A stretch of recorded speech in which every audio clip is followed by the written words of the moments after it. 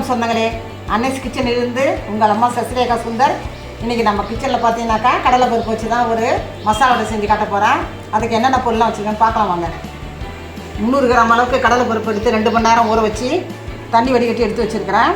ஒரு கைப்பிடி அதுலேருந்து எடுத்து வச்சுக்கிறேன். பார்த்தீங்கன்னா கடைசியாக நம்ம மாவு அதை வந்து குறை வரப்பாக அரைச்சி மிக்சியில் எடுத்துன்னு வந்துட்டு இந்த கடலை பருப்பை சேர்த்து அதை நம்ம வடை செய்யணும். மீடியம் சைஸ் வெங்காயம் பார்த்தீங்கன்னா 2 கட் பண்ணி வச்சுருக்கேன். 3 பச்சை மிளகா கட் பண்ணி வச்சுருக்கேன். கொஞ்சமாக கருவேப்பிலை கட் பண்ணி வச்சுருக்கேன். கொஞ்சமாக கொத்தமல்லி தழை கட் பண்ணி வச்சுருக்கேன். அது கூட பார்த்தீங்கன்னாக்கா ஒரு 6 பூண்டு பல், 1/2 டீஸ்பூன் சோம்பு, ஒரு விரல் அளவுக்கு பார்த்தீங்கன்னாக்கா இஞ்சி இதை எடுத்து நசுக்கி வச்சுருக்கேன். இந்த மாவு அரைச்சின்னு வந்து இதை கூட எல்லாம் போட்டு ஆட் பண்ணி நம்ம வடை செய்ய வேண்டியது தான். கடலை பருப்பு பார்த்தீங்கன்னா குறை வரப்பாக அரைச்சிட்டோம். இது பார்த்திங்கன்னா ஒன்றும் அதிகமாக தான் இருக்குது. அப்போ தான் அந்த வடை நல்லாயிருக்கும். பார்த்திங்கன்னா மைய அரைக்கக்கூடாது. இது இந்த மாதிரி ஒன்றும் அதிகமாக அரைச்சா தான் கிறிஸ்பியாக நல்லாயிருக்கும் வடை. பார்த்திங்கன்னா நசி வச்சுக்கிற இஞ்சி பூண்டு சோம்பு இதெல்லாம் இதை ஆட் பண்ணிக்கலாம்.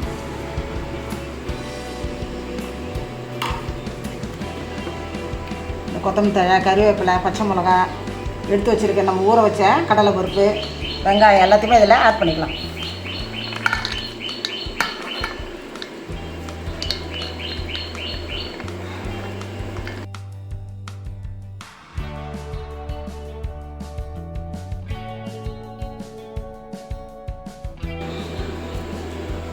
தேவையான அளவுக்கு நம்ம உப்பு இதில் சேர்த்துக்கலாம். பார்த்திங்கன்னா மாவு ரெடி ஆகிடுச்சு. அடுப்பத்தை வச்சு வானல் வச்சு அதில் நம்ம எண்ணெய் ஊற்றி சுட வேண்டியது தான். இந்த பாத்திரத்தில் பார்த்திங்கன்னா ஒரு 2 பேர் குடிக்கிற அளவுக்கு நான் பால் ஊற்றி டீ போட போகிறேன். இது எப்படி போடுறதுன்னு பார்க்கலாம். பாலில் பார்த்திங்கன்னா கொஞ்சமாக நம்ம தண்ணி கலந்துக்கலாம். அது கூட நசுக்கி வச்ச இஞ்சி, ஒரு ஏலக்காய் ஆட் பண்ணிக்கோங்க.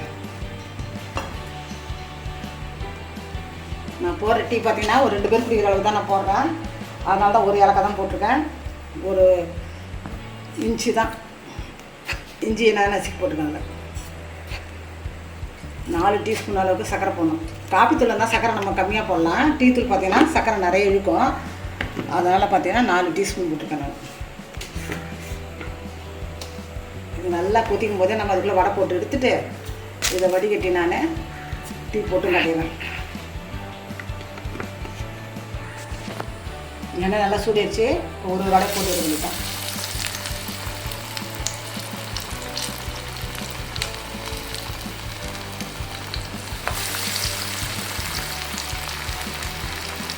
ஈவினிங்கில் பார்த்தீங்கன்னாக்கா இந்த மாதிரி வடை சுட்டு வீட்டில் இருக்கவங்களுக்கு டீயை போட்டு கொடுத்தீங்கன்னா எல்லாம் ரொம்ப விரும்பி சாப்பிடுவாங்க.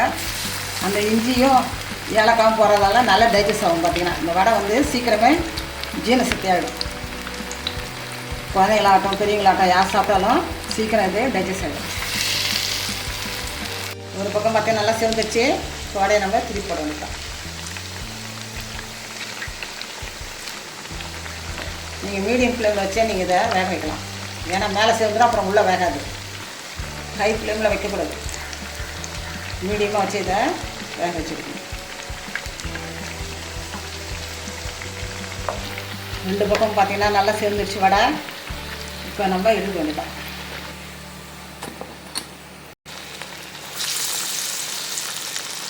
இதே மாதிரி கொஞ்சம் கொஞ்சமாக போட்டு 2 தரம் 3 தரம் போட்டு நீங்கள் எடுக்க வேண்டியது தான். நம்ம அன்னைஸ் கிச்சனில் பார்த்தீங்கன்னா இன்றைக்கி டீ கடை மசாலோட தான் ரெடி பண்ணியிருக்கோம்.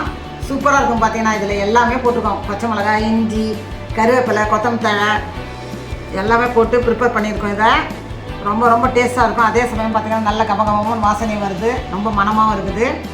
அதுக்கு மேட்சாக பார்த்தீங்கன்னாக்கா டீ ரெடி பண்ணி வச்சாச்சு. டீக்கு பார்த்திங்கன்னா இஞ்சி ஏலக்காய்லாம் தட்டி போட்டு 2 பேர் குடிக்கிற அளவுக்கு டீயை ரெடி பண்ணியாச்சு.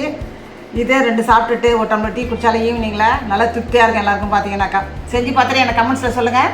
லைக் பண்ணுங்கள், ஷேர் பண்ணுங்கள், கமெண்ட் பண்ணுங்கள். மறக்காமல் என்னுடைய அன்னைஸ் கிச்சனுக்கு சப்ஸ்கிரைப் பண்ணுங்கள். தேங்க்யூ.